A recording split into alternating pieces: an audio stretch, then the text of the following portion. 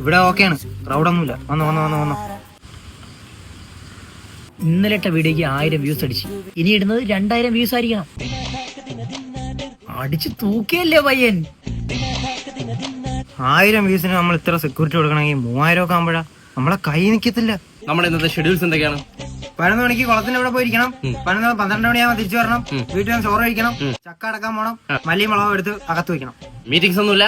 പ്രധാനപ്പെട്ട ഒരു മീറ്റിംഗ് ഉണ്ട്. ആരുമായിട്ടാ? വാപ്പായിട്ട്. എന്താ? മില്ല് പഠിപ്പിക്കാൻ പോണം. BC schedule. വാട്ടേ അവനെ പിടിച്ച് തള്ളു മാറ്റാ ചെയ്തോ, അടിക്കുകയും ചെയ്തോളല്ലേ ഏട്ടാ. എത്ര ഏട്ടാ? എന്തൊക്കെയായിരുന്നു പോലെ? 3 സോഡ എന്നറിയാം. 75. എങ്ങനെ ഉണ്ടായിരുന്നു പോലെ?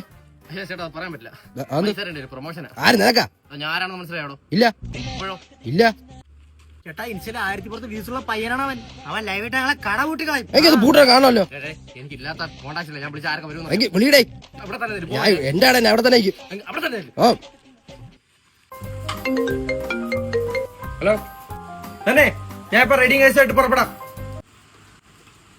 ഇന്നത്തെ മീറ്റിംഗ് ഒഴിവാക്കിയിരിക്കുകയാണ്.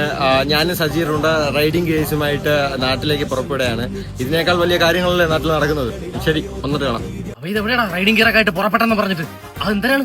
സംശയം എന്തേലും കട കൂട്ടിക്കാളെ എന്തായാലും നീ ഒന്ന് വിളിച്ചാണ് അവനെ. അല്ല നീ എത്തിയാ?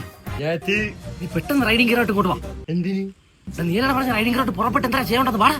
ഞാൻ വീട്ടിൽ നിന്ന് ചോറ് തിന്നുന്നു. എടാ വാടാ, നീലട പറഞ്ഞ എന്തൊക്കെയാ ഉണ്ടാക്കുന്നു. വാടാ. ആര് പറഞ്ഞു? വെച്ചിട്ട് പോടാ.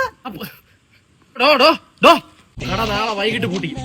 കട പൂട്ടിക്കുള്ള റൈഡിംഗ് ഗിയർ കംപ്ലൈന്റ് ഇല്ലാണെങ്കിൽ ഉണ്ടല്ലേ എടുക്കും.